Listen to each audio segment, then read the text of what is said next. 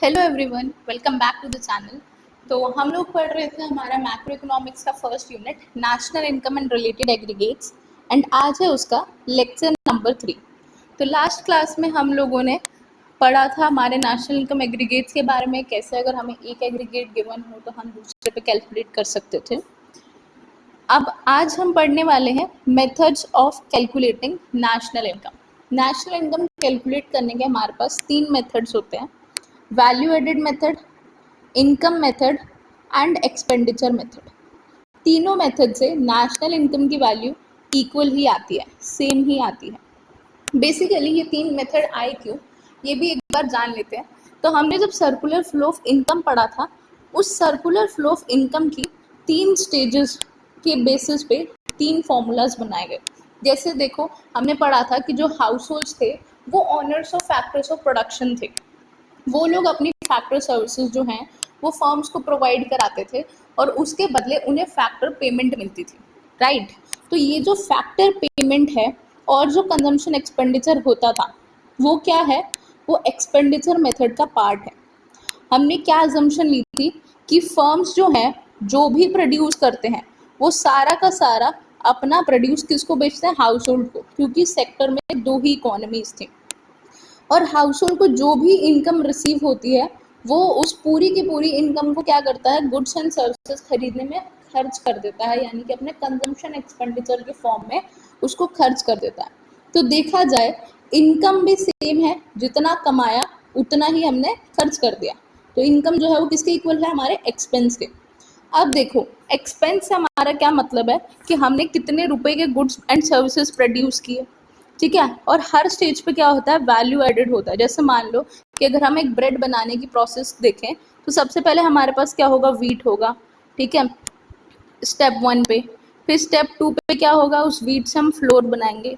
Then step 3 पे क्या होगा, हम उससे ब्रेड्स बनाएंगे और वो ब्रेड जो है फाइनली वो हम किसको देंगे, हमारे कंज्यूमर को सेल करेंगे वो ब्रेड्स, ठीक है ना। तो हर स्टेप पे क्या होगा, कुछ ना कुछ वैल्यू एडिशन हो रहा है। जब वो व्हीट था, व्हीट से फ्लोर बना, तो कुछ तो वैल्यू ऐड हुई। जैसे मान लो 10 रुपये का व्हीट था, अब वो 15 रुपये का फ्लोर हो गया। अब जब वो ब्रेड बनेगा तो वो 20 रुपये का ब्रेड बना, जो हमने आगे कंज्यूमर को सेल किया, ठीक है। तो चाहे वैल्यू एडेड मेथड से निकालो, इनकम मेथड से निकालो, एक्सपेंडिचर मेथड से निकालो, नेशनल इनकम की वैल्यू एकदम सेम आएगी, क्योंकि सर्कुलर फ्लो ऑफ इनकम की 3 डिफरेंट स्टेजेस ही है और कुछ नहीं है। कितने रुपीज़ के हमने गुड्स बनाए, जितने रुपीज़ के हमने गुड्स बनाए होंगे उतना ही तो हमने एक्सपेंडिचर किया। और एक्सपेंस किसके इक्वल है, हमारी इनकम के इक्वल, क्योंकि जितनी हमने इनकम अर्न की उतना ही हमने एक्सपेंडिचर इनकर किया, ठीक है। ओके, तो सबसे पहले हम पढ़ते हैं वैल्यू एडेड मेथड।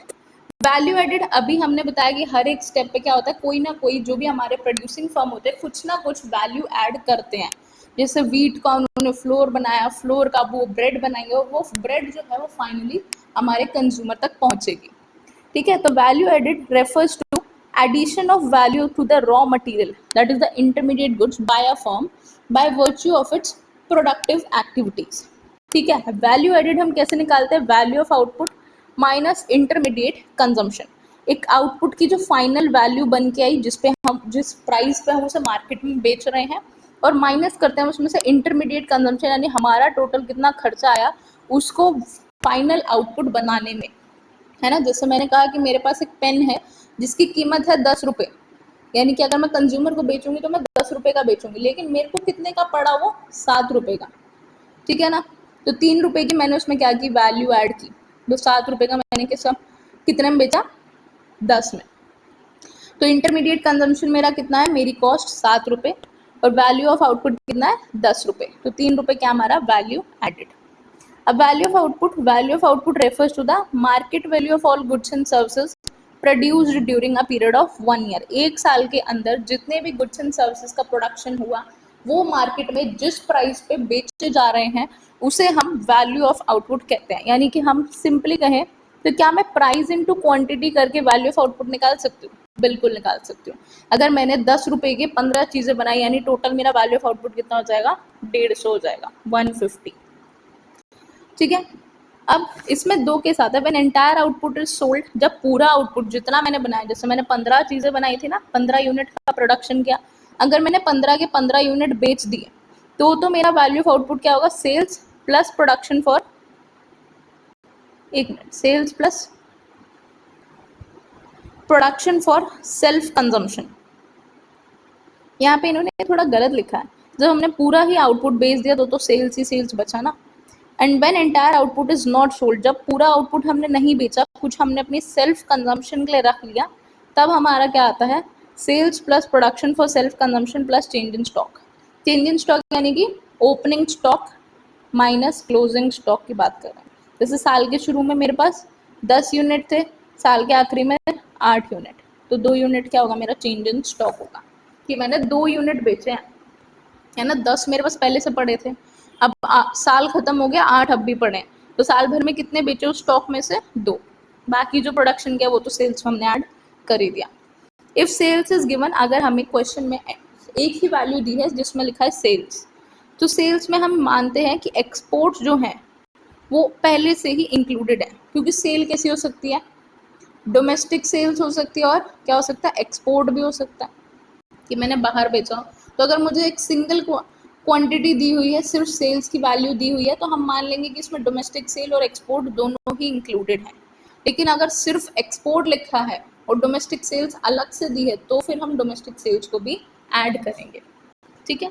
फिर आता है हमारा इंटरमीडिएट कंजम्पशन। इंटरमीडिएट कंजम्पशन क्या होता है, it refers to the expenditure incurred by a production unit on purchasing those goods and services meant for either resale or for further production during the same year, है ना। जैसे मैंने अभी बताया, जैसे मैंने फ्लोर खरीदा ब्रेड बनाने के लिए, तो जितना फ्लोर मैंने सेम ईयर में यूज़ कर लिया ब्रेड बनाने के लिए, वो मेरा इंटरमीडिएट कंजम्पशन है, ठीक है। और अगर कोई थोड़ा सा फ्लोर मेरा बच गया जो मैं नेक्स्ट ईयर में यूज़ करूँगी, तो वो मेरा क्या होगा, फाइनल गुड ही होगा, उस साल के लिए वो उसे फाइनल गुड ही माना जाएगा, ठीक है। तो जो भी गुड हम रीसेल पर्पस के लिए खरीदते हैं या फिर फर्दर प्रोडक्शन के लिए इस्तेमाल करने के लिए खरीदते हैं, वो हमारा क्या होता है, इंटरमीडिएट गुड होता है, और उस पर किए गया खर्चा हमारा इंटरमीडिएट कंजम्पशन होता है।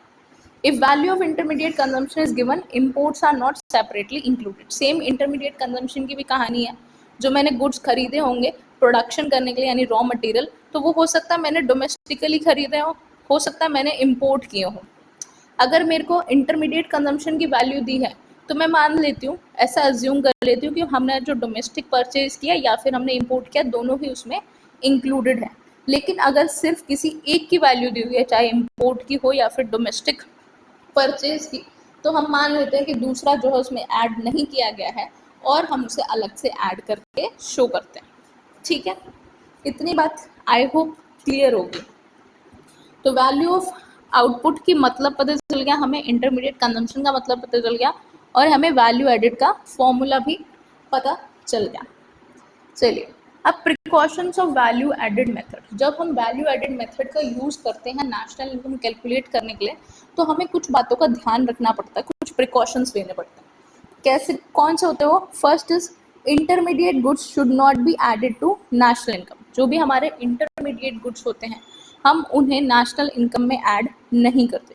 क्यों? क्योंकि हमने पढ़ा था जो इंटरमीडिएट गुड्स होते हैं ना, उनकी वैल्यू पहले से ही फाइनल गुड्स में इंक्लूडेड होती है ना। अगर मैंने कहा कि ये सामान जो है बन के तैयार हुआ है 15 रुपये का, तो मुझे जो भी इसकी कॉस्ट पड़ी होगी वो मैंने पहले से उसमें इंक्लूड कर दी होगी, मैं लॉस पे तो नहीं बेचूंगी। अगर मुझे कोई चीज़ पड़ी 12 रुपये की, तो मैं ऐसा तो नहीं है मैं 10 रुपये में बेचूंगी, मैं उसे 12 में बेचूंगी या उससे ऊपर में बेचूंगी प्रॉफिट पे।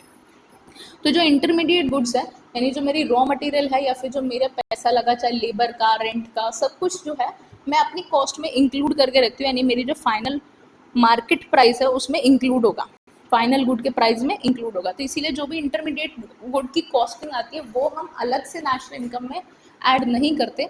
अगर हम ऐसा कर देते हैं तो वो क्या हो जाता है, डबल काउंटिंग हो जाता है, यानी एक ही चीज़ को हमने 2 बार काउंट कर लिया, एक ही वैल्यू को हमने 2 बार ऐड कर लिया, ठीक है, जिसकी वजह से हमारी नेशनल इनकम ज़्यादा शो होती है और उतनी हमारी नेशनल इनकम एक्चुअल में होती भी नहीं है, ठीक है जी, okay. Then second is transactions, sale and purchase of second hand goods must not be included. Sale and purchase of second hand goods जो है उसको हम नेशनल इनकम में इंक्लूड नहीं करते। क्यों नहीं करते? क्योंकि हमने उन्हें पहले ही काउंट कर लिया होता है। जैसे मान लो एक कार है, वो ईयर 2020 में बनाई गई और वो पहली बार कंपनी ने किसी एक कस्टमर को बेची, मान लेते हैं उसका नाम है मिस्टर ए, ठीक है। अब मिस्टर ए ने 2-4 साल वो गाड़ी चलाई, अब 2024 आया और मिस्टर ए ने वो कार जो है वो किसे बेच दी? मिस्टर ए ने वो कार मिस्टर बी को बेच दी। ठीक है, तो क्या हम नेशनल इनकम में फिर से इस कार की वैल्यू को इंक्लूड करेंगे? हम नहीं करेंगे। क्यों? क्योंकि हाँ, ये कार कब बनी थी? 2020 में। क्या 2024 में ये कार बनी है? नहीं। जिस साल में गुड्स एंड सर्विसेज का पहली बार प्रोडक्शन होता है और जिस साल में वो पहली बार बिकी जाती हैं, हम उसी साल में उस कार की वैल्यू को नेशनल इनकम में इंक्लूड करते हैं। अब जो ये इन्होंने इसको दिया ना मिस्टर बी को अपना सेकंड हैंड कार, तो ये क्या है? जस्ट ओनरशिप का ट्रांसफर हुआ है। कार तो पहले ही बन चुकी थी। गुड्स एंड सर्विसेज की क्वांटिटी देखे इकोनॉमी में तो क्या है? एक ही गाड़ी है। चाहे पहले वो मिस्टर ए के पास थी, अब वो मिस्टर बी के पास है। ठीक है, तो यहाँ पे क्या लिखा है? The value of second hand goods should not be included in the national income as this goods were already counted in the year in which they were produced. जिस साल में उनका प्रोडक्शन हुआ उस साल की नेशनल इनकम में उन्हें पहले ही गिन चुके हैं। आगे अगर हम सेकंड हैंड गुड दोबारा बेचते हैं, चाहे मिस्टर बी भी उस कार को आगे बेचें, तो भी हम उसे दोबारा काउंट नहीं करेंगे नेशनल इनकम में। Then third is services for self consumption should not be included. जैसे हमारी मम्मी हमारे लिए कितना सारा काम करती हैं, है ना? वो हमारे लिए खाना बनाती हैं, हमारे कपड़े प्रेस करके देती हैं। हमें कोई भी सामान नहीं मिलता, हमें मम्मी याद आती है कि मम्मी ये ढूंढ कर दे दो। तो बहुत सारे काम है जो मम्मी करती हैं, और अगर हम डोमेस्टिक हेल्प रख लेना इन सब कामों के लिए, तो हमें पता चलेगा कि भाई वो कितना ज़्यादा पैसे लेती है ना? और मम्मी जो है वो हमारी केयर में, हमारे प्यार में वो सारे काम हमारे लिए ऐसे ही कर देती हैं, चाहे वो हमारे लिए खाना बनाना हो, यूटेंसिल्स क्लीन करना हो, घर की साफ सफाई हो, कुछ भी हो। ठीक है, तो जो भी ये सर्विसेज होती है ना सेल्फ कंजम्पशन के लिए, इनको हम नेशनल इनकम में इंक्लूड नहीं कर सकते। जो मम्मी हमारे लिए काम करते हैं, हम इसे नेशनल इनकम में नहीं इंक्लूड कर सकते, क्योंकि जो वो हमारे लिए काम करते हैं हम उसका मार्केट वैल्यू निकाल ही नहीं सकते। हम निकाल सकते क्या? नहीं निकाल सकते। तो इसीलिए हम जब तक उसे मनी वैल्यू में हम एक्सप्रेस नहीं कर लेंगे, तो हम नेशनल इनकम में हम कैसे कैलकुलेट करेंगे? ठीक है, तो उसने क्या बोला कि सर्विसेज जो है सेल्फ कंजम्पशन के लिए, उनको हम इंक्लूड नहीं करते नेशनल इनकम में, because it is difficult to find out the market value of the domestic services. Therefore, the production of domestic services is not included in the calculation of national income. Then fourth is self consumption goods should be included. लेकिन अगर हमने जो goods बनाए हैं, जैसे मान लो मैंने मान लो राइस उगाया, अब मैंने 50 kg ऑफ राइस ग्रो किया, जिसमें से मैंने 5 किलो अपनी कंजम्पशन के लिए रख लिया और 45 kg जो है वो मार्केट में सेल करने के लिए ले गई। तो जो 5 किलो है, क्या मुझे इसकी मार्केट वैल्यू नहीं पता होगी? बिल्कुल पता होगी। जब मैं 45 kg बेचने गई तो मुझे पता चला, जैसे मान लो 20 रुपये का प्राइस है 1 किलो चावल का, तो क्या मैं 5 किलो का प्राइस निकाल सकती हूँ? 5 किलो की मार्केट वैल्यू निकाल सकती हूँ? बिल्कुल निकाल सकती हूँ। कितना हो जाएगा? 5 × 20 कर देंगे, which is 100 rupees. ठीक है ना? The production of self-consumption goods contribute to the output of the financial year. Therefore, these are added to the national income. तो goods का प्रोडक्शन हुआ है ना? तो हम इसे नेशनल इनकम में ऐड करेंगे और साथ ही साथ हम इसकी मार्केट वैल्यू भी निकाल सकते हैं। ऐसा नहीं है कि अगर हम इसकी मार्केट वैल्यू नहीं निकाल पाते तो फिर हम इसे ऐड नहीं करते। Then fifth is imputed value of houses, owner occupied houses है। Imputed value of owner occupied houses should be included. ये पता नहीं जिसने पीपीटी लिखी है क्या लिखा है। तो जैसे मानो अगर आप किसी एक घर में रहते जो रेंट पे होता, ठीक है, मैं 2 BHK के घर में रहती हूँ, ठीक है, तो उसका रेंट कितना? तो अब ये मेरा अपना घर है, अगर मैं इसे रेंट पे लेने जाऊँ तो मुझे उसका कितना रेंट पे करना पड़ेगा? जैसे मान लेते हैं कि वो 20,000 रुपये हमें पे करने पड़ेंगे, ठीक है ना, 2 BHK के लिए। तो हम क्या करते हैं, जब भी हम कहीं भी बिजनेस लगाते हैं, तो हम बिजनेस करेंगे तो किस में करेंगे? एक बिल्डिंग होगी हमारे पास, मान लेते हैं वो बिल्डिंग किसकी है? हमारे एंटरप्रेन्योर की है, हमारे मालिक साहब की बिल्डिंग है वो। तो हम ऐसा मान के चलते हैं कि जो ओनर अपनी सर्विसेज प्रोवाइड कराता है या अपना एसेट प्रोवाइड कराता है, जो भी अपनी बिल्डिंग वगैरह प्रोवाइड कराता है, हम उसको भी नेशनल इनकम में उसका इम्प्यूटेड रेंट यानी कि एक अंदाजा जो है नेशनल इनकम में ऐड करते हैं, क्योंकि हमने सर्विस तो ली है ना उसकी, हमने उसकी बिल्डिंग का इस्तेमाल तो किया है। अगर वो बिल्डिंग हमारी नहीं होती तो मुझे 20,000 रुपये का रेंट पे करना पड़ता, वो तो मेरी बिल्डिंग है ना, तो हम उसका जो इम्प्यूटेड वैल्यू है ऑनर ऑक्यूपाइड हाउस का या बिल्डिंग का, वो सब हम नेशनल इनकम में इंक्लूड करते हैं। Then sixth is change in stock or inventory must be included. Opening stock minus closing stock जो है उसको हम नेशनल इनकम में ऐड करते हैं। Then seventh and the last is sale and purchase of shares, bonds and debentures will not be included as these transactions do not contribute to the flow of goods and services. अब जैसे मान लो एक company है, उसने जो है shares issue किए 2015 में, वो कंपनी ने अपने शेयर्स इशू किए, ठीक है। अब वो शेयर्स मेरे पास है, मैंने 2015 में मान लो मैंने 20 शेयर्स खरीदे थे, वो शेयर्स मैंने अपने पास रखे। अब 2024 आया, उन शेयर्स का प्राइस है ना काफ़ी अच्छा खासा बढ़ गया, तो मैंने सोचा कि भाई क्यों ना इसे बेच दूँ, है ना, मुझे प्रॉफिट हो जाएगा। तो जब मैं वो शेयर्स बेचूंगी, जैसे तुम लोग आए, तुमने कहा कि भाई ये शेयर्स है, ये मुझे दे दो, तो मैंने कहा ठीक है, मेरे पास 20 शेयर है, मैं 10 शेयर बेचना चाहती हूँ, तो 10 शेयर मैंने तुम्हें बेच दिए। क्या कंपनी को उससे कोई फ़र्क पड़ा? सिर्फ क्या हुआ, शेयर होल्डर चेंज हो गया। पहले वो शेयर किसके नाम पे थे? मेरे नाम पे थे। अब वो शेयर्स किसके नाम पे हो जाएंगे? तुम्हारे नाम पे हो जाएंगे, ठीक है।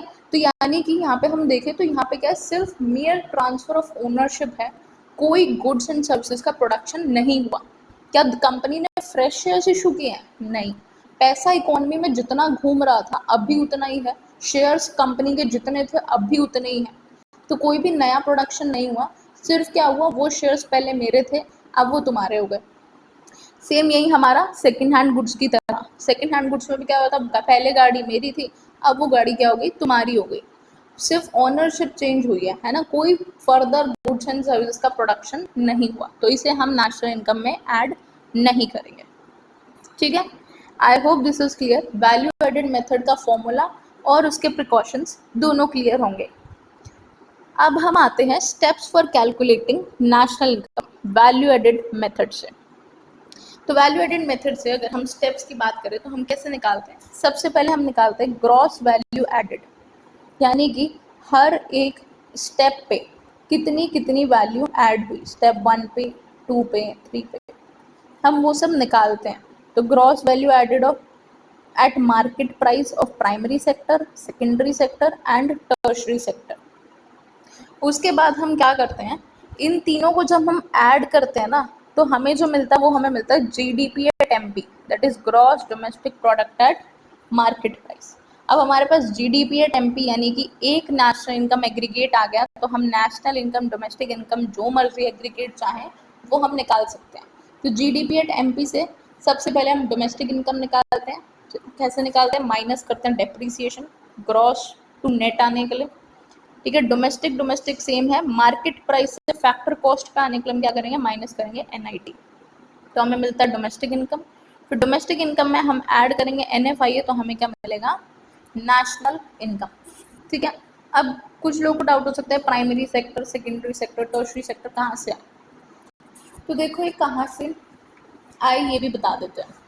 सबसे पहले हम क्या करते हैं, हम ये देखते हैं कि जो भी एक्टिविटीज़ हो रही हैं गुड्स को प्रोड्यूस करने में, उन एक्टिविटीज़ को हम इन तीनों सेक्टर में डिवाइड करते हैं, प्राइमरी सेक्टर से रिलेटेड, सेकेंडरी से रिलेटेड एंड टर्शरी से रिलेटेड। जैसे हम अपना एग्जांपल ले वो ब्रेड वाला, तो हम क्या देखेंगे कि जो हमारा वीट का प्रोडक्शन हुआ था वो कौन से सेक्टर की एक्टिविटी है, प्राइमरी सेक्टर की।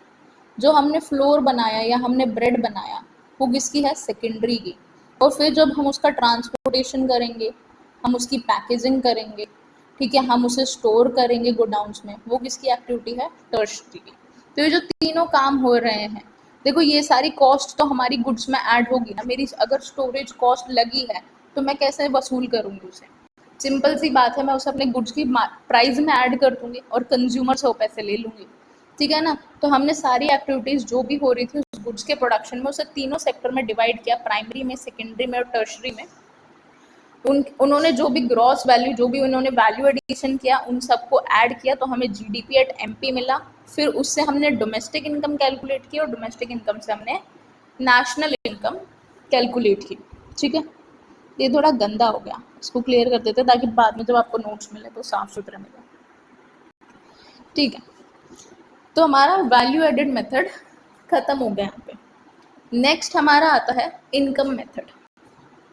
अब इनकम मेथड कौन सा स्टेप है? जब हाउस होल्ड्स को फैक्टर इनकम रिसीव होती है, किससे? फर्म से, ठीक है। तो compensation of employees income method के यहाँ पे कॉम्पोनेंट्स हैं सीधा। क्या क्या कॉम्पोनेंट्स होता है? First is compensation of employees. COE, that is compensation of employees, refers to the amount paid to employees directly or indirectly by the employer in exchange for their services. यानी कि employees जो है वो company में काम करते हैं, production में पार्ट लेते हैं, तो एम्प्लॉयर जो है उनके काम के बदले, उनकी सर्विसेज के बदले उन्हें कुछ सैलरी, वेजेस, वो सब पे करता है, चाहे सैलरी, वेजेस, बोनस, इंसेंटिव, जो भी कुछ पे करता है, जिस भी फॉर्म में पे करता है, वो सब क्या होता है? हमारा कॉम्पनसेशन ऑफ एम्प्लॉयज़ का पार्ट होता है, ठीक है। कि यानी कि एम्प्लॉयज़ को उनके काम या उनकी सर्विसेज के बदले जो मिलता है एम्प्लॉयर से, पैसे कहो, सामान कहो, कोई भी बेनिफिट कहो, फ्रिंज बेनिफिट, वो सब किसका पार्ट होता है? कॉम्पनसेशन ऑफ एम्प्लॉयज़ का पार्ट होता है। COE consist of 3 elements. पहला wages and salaries in cash, दूसरा wages and salaries in kind, तीसरा employers contribution to social security. Social security schemes में जैसे प्रोविडेंट फंड है ना, ये सब क्या होता है? सोशल सिक्योरिटी स्कीम्स वगैरह, जैसे रिटायरमेंट के बाद जो एम्प्लॉयज़ को पैसे मिलते हैं, है ना, उन सब में एम्प्लॉयर का भी तो कॉन्ट्रीब्यूशन होता है। जैसे तुम्हारी सैलरी में से भी कुछ डिडक्ट होता है और कुछ कॉन्ट्रीब्यूट एम्प्लॉयर करता है। इसका एक रेशो होता है स्पेसिफिक, वो मुझे नहीं पता, आई गेस 50-50 होता होगा, ठीक है। ओके, और लेबर वेलफेयर के लिए जैसे हमने पढ़ा था workman compensation funds and all, तो ये सब एम्प्लॉयर जो है वो किसके लिए बनाता है? लेबर के लिए बनाता है। ये सब कॉम्पनसेशन ऑफ एम्प्लॉयज का पार्ट होता है, ठीक है। देन नेक्स्ट आता है हमारा इंटरेस्ट। इंटरेस्ट क्या होता है? जैसे मैंने कोई भी बिजनेस स्टार्ट किया, तो जो भी हम कैपिटल इन्वेस्ट करेंगे या कोई भी बिजनेस करने के लिए हमें पैसा तो चाहिए, या तो मेरे पास अपने पास पैसा हो तो मैं कैपिटल लगा दूं, या फिर मैं क्या करूँगी, इसी से लोन ले लूँ, है ना, बैंक से लोन ले लिया, या फिर मेरा कोई रिलेटिव है उससे ले लिया, फ्रेंड से ले लिया, किसी से भी मैंने लोन ले लिया। अब वो जो मैंने लोन लिया है उस पर मुझे क्या देना पड़ेगा? इंटरेस्ट। ये उसी इंटरेस्ट की बात हो रही है यहाँ पे। Interest refers to the amount received for lending funds to a production unit. जब एक प्रोडक्शन यूनिट को पैसा उधार दिया जाता है कि लो भाई जाओ प्रोडक्शन करो, तो उस पर जो इंटरेस्ट मिलता है वही इंटरेस्ट की हम यहाँ पे बात कर रहे हैं। It does not include interest paid by one firm to another, interest paid for loans by a consumer taken for consumption, and interest paid by the government on public debt। यानी basically अगर consumption purpose के लिए loan लिया गया है और उस पर इंटरेस्ट पे करेंगे तो उसे हम नेशनल इनकम में इंक्लूड नहीं करेंगे। लेकिन अगर हम प्रोडक्शन पर्पस के लिए या इन्वेस्टमेंट पर्पस के लिए लोन लेते हैं तो उस पर जो हम इंटरेस्ट पे करते हैं वो यहाँ इनकम मेथड में नेशनल इनकम कैलकुलेट करते हुए हम ऐड करते हैं, ठीक है। चलिए, देन नेक्स्ट कंपोनेंट आता है हमारा रेंट एंड रॉयल्टी। रेंट क्या होता है? जैसे मान लो मेरे पास अभी बताया था एक बिल्डिंग है, ठीक है, किसी को चाहिए वो अपनी फैक्ट्री सेटअप करने के लिए या अपना ऑफिस बनाने के लिए, तो मैंने उससे कहा कि ठीक है 15,000 रुपये महीने का रेंट है, ये बिल्डिंग तुम्हारी। तो ये उसी रेंट की बात हो रही है ना। वो रेंट भी क्या होता है? इनकम का पार्ट होता है, वो मेरी इनकम बनी, ठीक है, तो उसे हम नेशनल इनकम में इंक्लूड करते हैं। तो rent is that part of national income which arises from ownership of land and building. Royalty क्या होता है? Royalty refers to the income received for granting leasing rights for subsoil assets. जमीन खोद के जो हम एसेट्स वगैरह निकालते हैं ना, कोल्स, गोल्ड, ये सब, ठीक है। तो जैसे मैंने एक जमीन है मेरी, मैंने एक कॉन्ट्रैक्टर को वो राइट दे दिया कि ठीक है भाई तुम यहाँ पे ज़मीन की खुदाई कर लो और जो भी तुम्हें मतलब कोल, पेट्रोलियम, नेचुरल गैस, जो भी हम ऐसे सारे मिनरल्स वगैरह एक्सट्रैक्ट करते हैं ना ज़मीन में से, तो उसके जब मैंने राइट्स दे दिए कि चलो ठीक है आप लोग ले सकते हैं, तो उसके बदले मेरे को क्या मिलेगा? मुझे मिलेगी रॉयल्टी, ठीक है। तो which is the income received for granting the leasing rights for of subsoil assets. क्योंकि ज़मीन तो मेरी है ना, उस ज़मीन के नीचे से जो एसेट निकलेगा तो मुझे भी तो कोई प्रॉफिट होना चाहिए। मैं ऐसी दानवीर करण थोड़ी बन सकती कि आओ भाई ज़मीन पड़ी है खोद लो, जो भी नेचुरल गैस, कोल, पेट्रोलियम जो सब मिले ले जाओ, तुम्हारे मज़े ही मज़े, ठीक है। तो वो होता हमारा रॉयल्टी। ओके, नेक्स्ट आता है हमारा प्रॉफिट। प्रॉफिट क्या होता है? अब बिजनेस जो है वो चलता क्यों है? प्रॉफिट अर्न करने के लिए, है ना, पैसा मिलता है। Profit is the reward to entrepreneur for his contribution to the production of goods and services. Profit को हम एक तरह से ये भी कहते हैं, ये रिवॉर्ड होता है फॉर रिस्क टेकिंग, क्योंकि एंटरप्रेन्योर ही वो ही एक शख्स है जो अपना सारा टाइम, पैसा, एफर्ट, एनर्जी सब कुछ लगा देता है अपने बिजनेस में, और उसे ये भी नहीं पता होता कि भाई 100% सक्सेस चांसेस हैं या नहीं, बिजनेस चलेगा या नहीं चलेगा, तो प्रॉफिट होगा या नहीं, लेकिन फिर भी वो ये रिस्क लेता है। ठीक है ना। तो प्रॉफिट क्या होता है? It is the reward for risk taking. ये किसको मिलता है? एंटरप्रेन्योर को मिलता है। Profit is equals to corporate tax plus dividend plus retained earning. Profit के 3 कॉम्पोनेंट्स होते हैं। जब भी एक कंपनी जो है प्रॉफिट अर्न करती है या इनकम अर्न करती है, तो वो क्या करती है? उसमें से टैक्स देती है। टैक्स देने के बाद वो डिविडेंड देती है, और डिविडेंड देने के बाद जो पैसा बचता है वो क्या होता है? उसका रिटेन्ड अर्निंग होता है, जो वो बुरे वक्त के लिए बचा के रखती है कि इन केस ऑफ इमरजेंसी ये फंड्स हमारे काम आएंगे। ठीक है। तो प्रॉफिट के 3 कंपोनेंट होते हैं। ये प्रॉफिट मतलब एक तरह से हम कह सकते हैं 3 पर्पस के लिए यूज होते हैं। जैसे मान लो 1 लाख रुपए का मुझे प्रॉफिट हुआ, ये क्या मेरा प्रॉफिट? तो सबसे पहले मैं क्या दूंगी? टैक्स दूंगी। जैसे मान लेते 10% है, तो 10,000 रुपीज़ का मैंने क्या दिया? टैक्स दिया। ठीक है। उसके बाद बचा 90,000। उसमें से मान लेते हैं कि मैंने 70,000 रुपीज़ जो है वो एज अ डिविडेंड अपने शेयर होल्डर्स में डिस्ट्रीब्यूट कर दिया। बचा कितना? 20,000। ये मेरी क्या है? रिटेन्ड अर्निंग्स है। ठीक है ना। फिर लास्ट हमारा आता है मिक्स्ड इनकम। मिक्स्ड इनकम क्या होता है?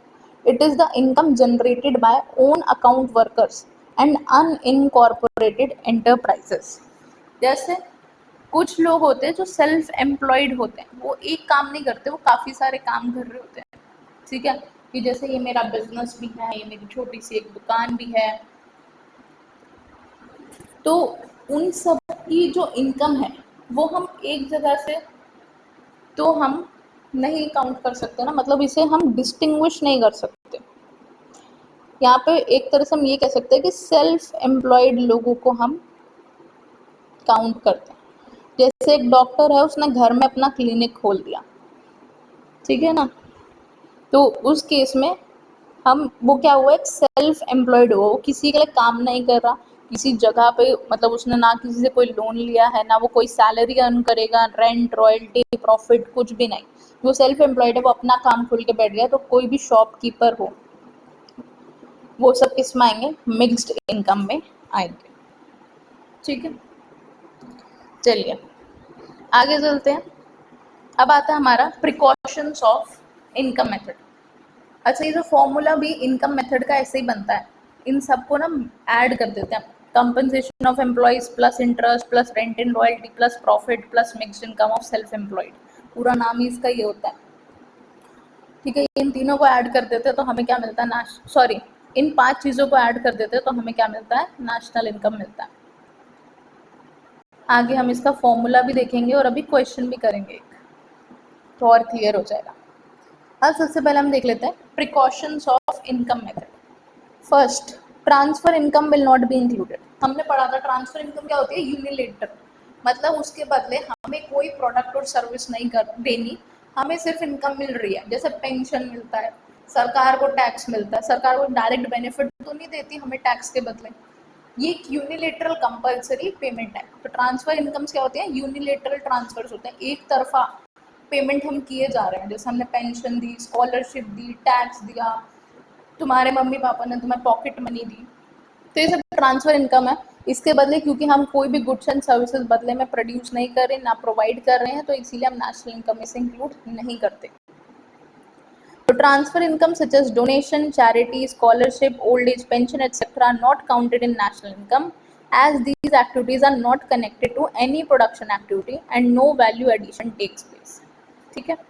देन सेकंड आता है हमारा income from sale of second hand goods will not be included. अभी हमने पढ़ा था कि जो सेकंड हैंड गुड्स में हम क्या मानते हैं? सेकंड हैंड गुड्स हो, शेयर्स हो, बॉन्ड्स हो, डिबेंचर्स हो, कि सिर्फ ओनरशिप का ट्रांसफर हो रहा है, कोई नए गुड्स या सर्विसेज का प्रोडक्शन नहीं हो रहा, जिसकी वजह से इनसे जनरेट होने वाली इनकम या फिर सेल और परचेज की एक्टिविटी को हम नेशनल इनकम में नेशनल इनकम में इंक्लूड नहीं करते।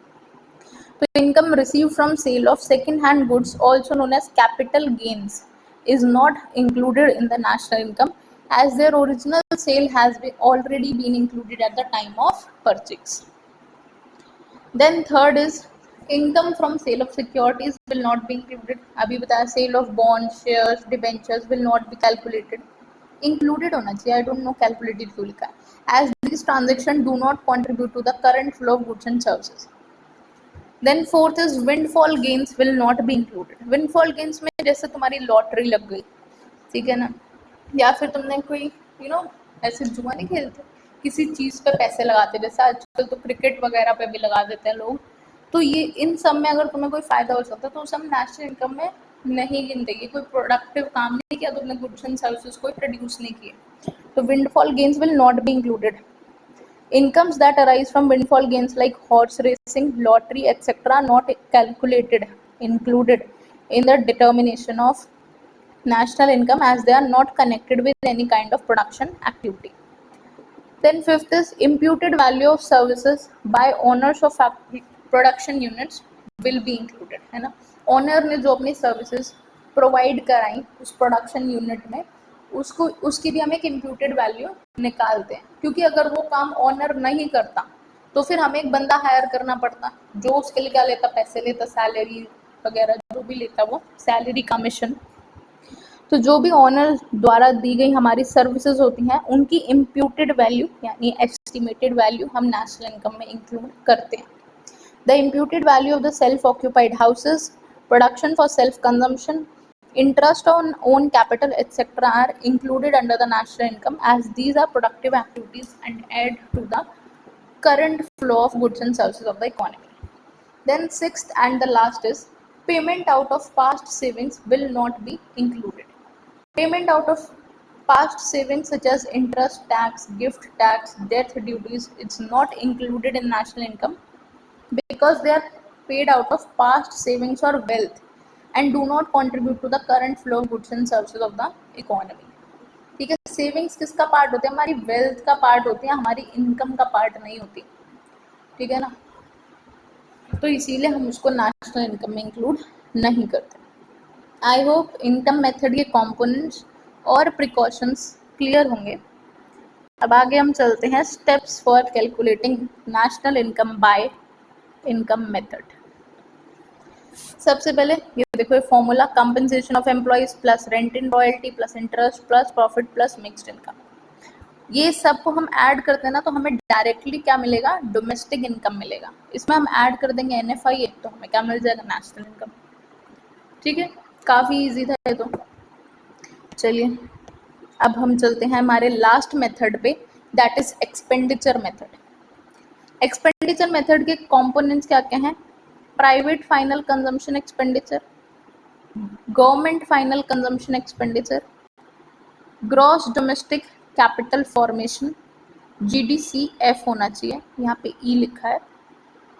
And then third is net exports. Net exports क्या होता है, एक्सपोर्ट माइनस इम्पोर्ट, यानी जितना सामान हमने बाहर बेचा, हमारा गुड्स हो सर्विसेज हो.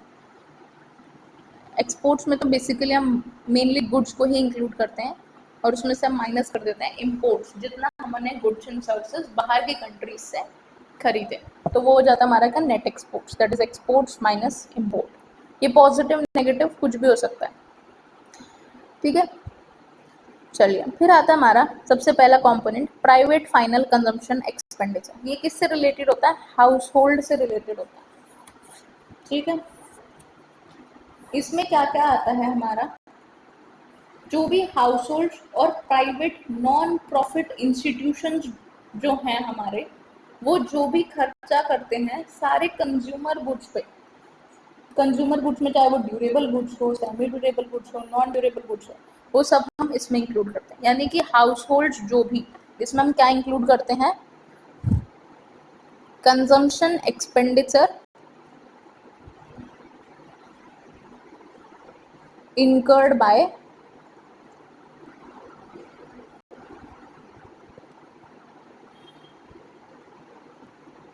households. ठीक है ना, जो भी कंजम्पशन एक्सपेंडिचर हाउस होल्ड्स इंकर करते हैं वो सब प्राइवेट फाइनल कंजम्पशन एक्सपेंडिचर में आता है. फिर गवर्नमेंट फाइनल कंजम्पशन एक्सपेंडिचर में क्या आता है, जो भी एक्सपेंडिचर गवर्नमेंट इनकर करती है वेरियस एडमिनिस्ट्रेटिव सर्विसेज पे like defence, law and order, education पे, या फिर गवर्नमेंट कोई गुड्स एंड सर्विसेज खरीदती है अपनी कंजम्पशन के लिए, वो सब किसमें आता है? गवर्नमेंट फाइनल कंजम्पशन एक्सपेंडिचर पे। यानी बेसिकली इन शॉर्ट हम ये कह सकते हैं कि जो भी खर्चा हाउस होल्ड करते हैं गुड्स एंड सर्विसेज पे वो प्राइवेट फाइनल कंजम्पशन एक्सपेंडिचर होती है, जो भी खर्चा गवर्नमेंट करती है गुड्स एंड सर्विसेज पे वो गवर्नमेंट फाइनल कंजम्पशन एक्सपेंडिचर होता है। और नेट एक्सपोर्ट्स क्या होता है? Exports minus imports. ठीक है, लास्ट हमारा आता है component gross domestic capital formation. ये 3 सेक्टर्स का होता है, हाउस होल्ड का, फर्म का और गवर्नमेंट का। गवर्नमेंट का इसमें क्या है? Gross public investment. फर्म्स का इसमें gross business fixed investment and inventory investment. और हाउस होल्ड का इसमें ग्रॉस रेजिडेंशियल कंस्ट्रक्शन एक्सपेंस। यानी बेसिकली हाउस होल्ड जो भी खर्चा करते हैं किस पे? घर पे, हाउसेस बनाने पे, वो सब हमारा किसमें आता है? इसमें आता है। ठीक है, ओके। इसको हमें इतना ज़्यादा डिटेल में समझने की ज़रूरत है नहीं, बस इतना ही याद रख लो, वही बहुत।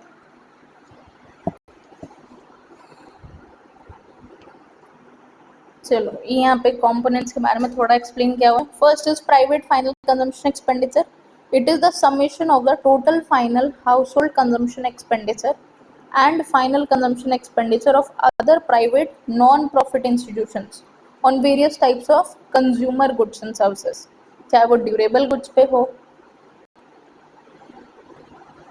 या फिर नॉन ड्यूरेबल गुड्स पे, सेमी ड्यूरेबल गुड्स पे या फिर सर्विसेज पे। ड्यूरेबल में except houses as any expenditure incurred on purchase और construction of house occupied by the owners comes under gross residential construction और इन्वेस्टमेंट एज कैपिटल फॉर्मेशन। यानी houses घर बनाने में जो भी खर्चा करते हैं हाउस होल्ड्स, वो किसका पार्ट है? GDCF का, ग्रॉस डोमेस्टिक कैपिटल फॉर्मेशन। क्योंकि इसमें कैपिटल फॉर्म हो रहा है ना, जैसे हम घर बनाते हैं तो क्या बन रहा है? बेसिकली बिल्डिंग बन रहा है। इकोनॉमी में जो कैपिटल स्टॉक है वो क्या हो रहा है? इंक्रीज हो रहा है। तो वो किसका पार्ट होता है? Gross domestic capital formation, GDCF का पार्ट होता है। ठीक है, तो प्राइवेट फाइनल कंजम्पशन एक्सपेंडिचर में क्या क्या आया? House hold final consumption expenditure plus non profit private institution final consumption expenditure. फिर गवर्नमेंट फाइनल कंजम्पशन एक्सपेंडिचर में क्या आता है? Intermediate consumption of government plus compensation of employees paid by government. जो भी गवर्नमेंट कंपनीज में, गवर्नमेंट के departments में, उन सब में गवर्नमेंट के लिए काम करते हैं, उनको गवर्नमेंट सैलरी, वेजेस वो सब भी तो देती है। Plus direct purchase from abroad for embassies and consulates located abroad. और माइनस करते हैं sale of goods and services produced by general government. Then third is हमारा gross domestic capital formation.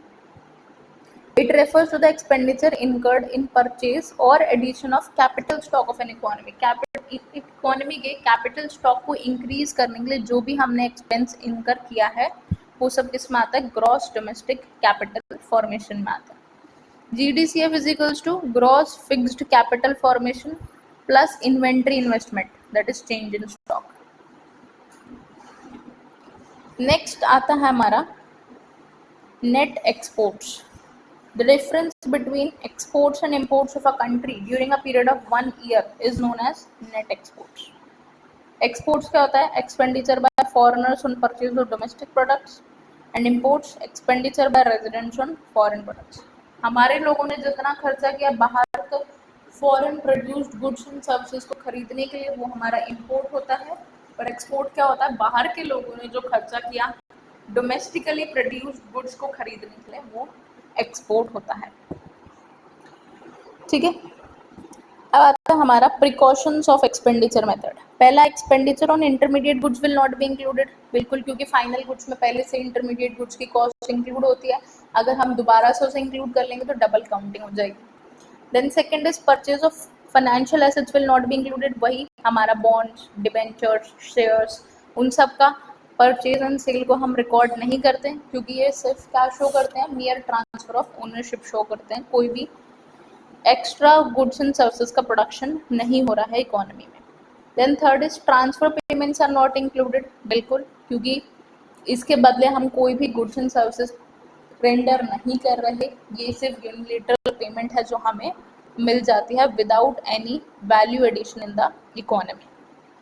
Then fourth is purchase of second hand goods will not be included, but उस पर जो brokerage pay किया जाता है ना, वो जो है नेशनल इनकम में इंक्लूड होता है। जैसे हम एक घर रीसेल करें, है ना, पहले मेरे एक घर था जो था किसके पास, मिस्टर ए के पास एक घर था।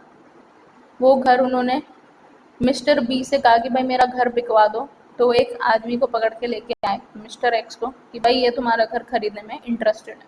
तो घर जितने का भी बिकाओ, मिस्टर बी ने ये जो सर्विस प्रोवाइड कराई इसके लिए ये कुछ पैसे लेंगे, जिसे हम क्या कहते हैं, ब्रोकरेज कहते हैं। ठीक है, अब ये ब्रोकरेज इन्हें क्यों मिली, इनकी सर्विसेज के बदले।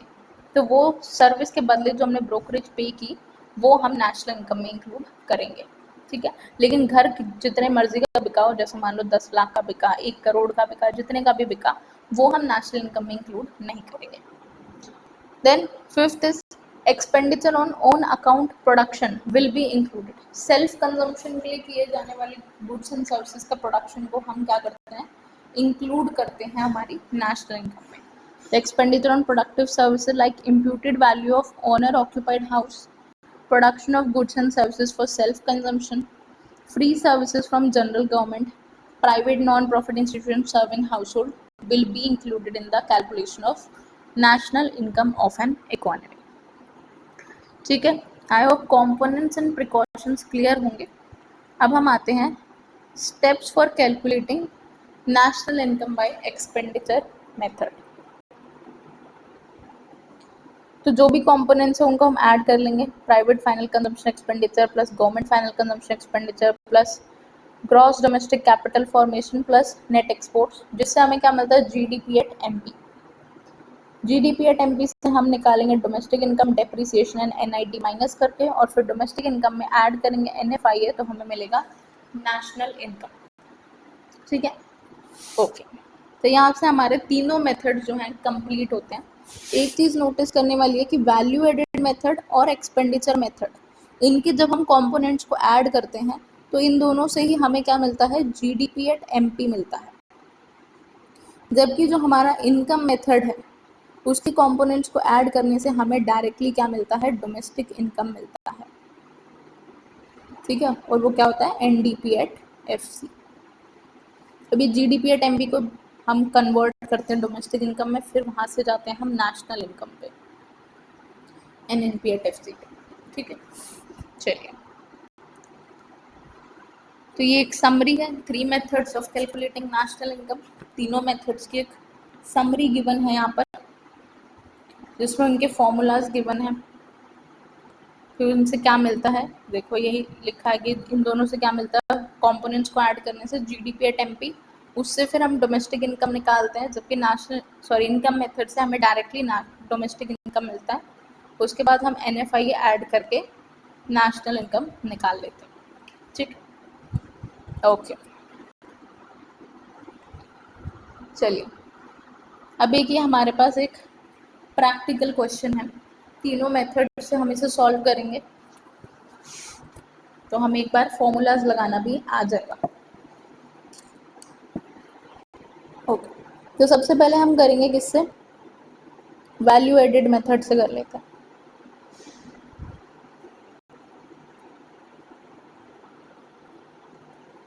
ठीक है, तो वैल्यू एडेड मेथड से नेशनल इनकम निकालने के लिए हम सबसे पहले क्या करेंगे, gross value added by primary sector, gross value added by secondary sector and gross value added by tertiary sector, इन तीनों को ऐड कर देंगे। 1600 प्लस 2500 प्लस 1200,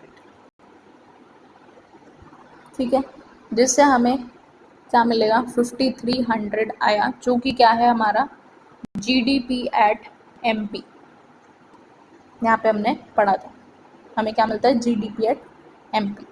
अब जीडीपी एट एमपी से हम क्या निकालेंगे, नेशनल इनकम निकालेंगे, सॉरी डोमेस्टिक इनकम निकालेंगे, यानी इसमें से हम माइनस करेंगे क्या, जीडीपी एट एमपी में से हम माइनस करेंगे डेप्रिसिएशन और हम माइनस करेंगे एनआईटी, तो हमें क्या मिलेगा, एनडीपी एट एफसी। देखो डोमेस्टिक इनकम ये होता है एनडीपी एट एफसी। तो हमने कैसे निकाला ये, gross to net, minus depreciation, domestic domestic same, product product same, market price to factor cost तो माइनस एनआईटी।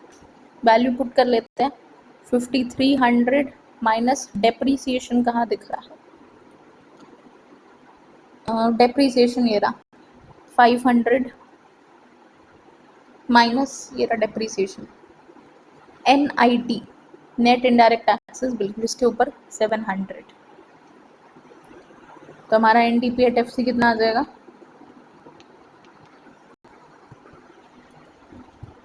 यही लिख लेते हैं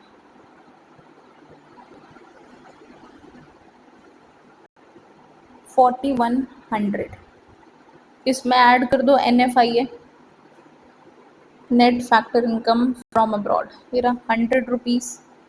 तो हमारा नेशनल इनकम यहीं पे लिख दूँ क्या, NNP एट FC जो है वो कितना आ जाएगा 4200, NNP एट FC यानी कि नेशनल इनकम। ठीक है, पेन का कलर चेंज करते हैं। Next method, income method.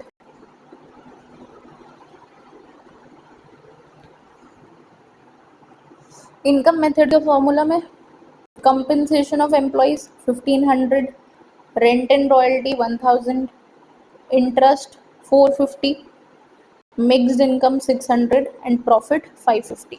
यही होते हैं उसके कंपोनेंट्स। ठीक है, तो लिख लेते हैं। इससे हमें डायरेक्टली क्या मिलता है, डोमेस्टिक इनकम। डोमेस्टिक इनकम क्या होता है, NDP at FC.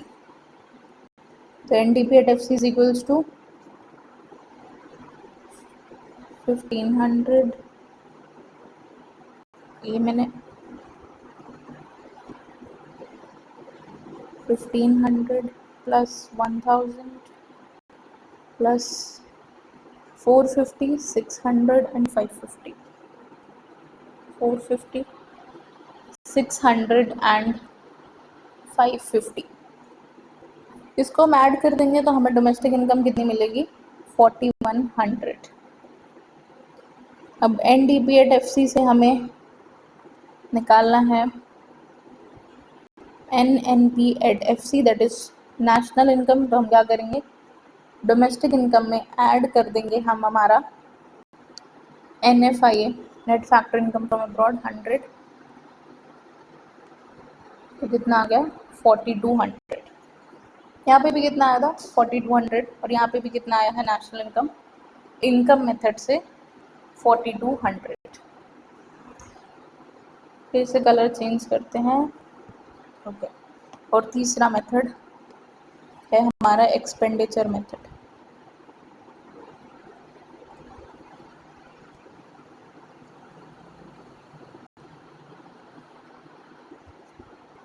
Expenditure method से भी हमें क्या मिलता है, GDP एट MP मिलता है। तो private final consumption expenditure, government final consumption expenditure, GDCF and net exports सारे कंपोनेंट्स हैं। लिख लेते हैं 3500 650, 3500 प्लस 650 प्लस 1300 और माइनस 150 प्लस 1300 माइनस 150, 150 और 650 माइनस 150। तो GDP एट MP आता है हमारे पास 5300। अब यहाँ से हमें निकालना है domestic income that is NDP at FC। तो हम 5300 में से क्या क्या माइनस करेंगे, gross to net minus depreciation 500,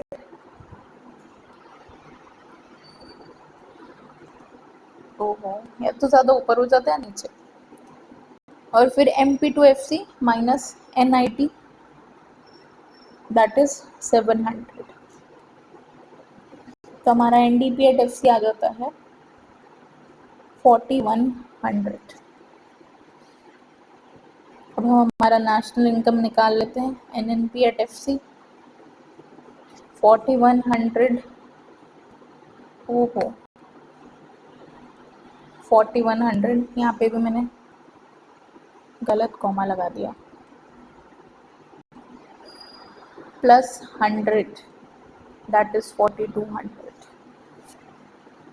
NFI add किया है, तो यहाँ पे भी नेशनल इनकम कितना आया 4200। तो बेसिकली हमने देखा, चाहे हम कोई भी मेथड यूज़ करें, एक्सपेंडिचर मेथड या इनकम मेथड या वैल्यू एडिड मेथड, हमारी नेशनल इनकम की वैल्यू सेम ही आती है। और ये हमारे फॉर्मूलाज हैं, तो अगर हमें फॉर्मूलाज याद है, साथ ही हमें प्रिकॉशंस पता है, तो हम कोई भी गलत चीज़ ऐड नहीं करेंगे और हम इजीली अपने नेशनल इनकम को निकाल पाएंगे। ठीक है, तो thank you so much for watching. आज की हम इतना ही रखेंगे। अगर आपको कोई भी डाउट हो तो आप कमेंट सेक्शन में पूछ सकते हैं, और डिस्क्रिप्शन में हमारे व्हाट्सएप चैनल और टेलीग्राम ग्रुप का लिंक गिवन है। अगर आपने अभी तक ज्वाइन नहीं किया है तो प्लीज़ उसे ज्वाइन कर लीजिए, वहाँ पे आपको सभी अपडेट्स और नोट्स मिलते रहेंगे। ठीक है, तो thank you so much for watching, मिलते हैं नेक्स्ट क्लास में।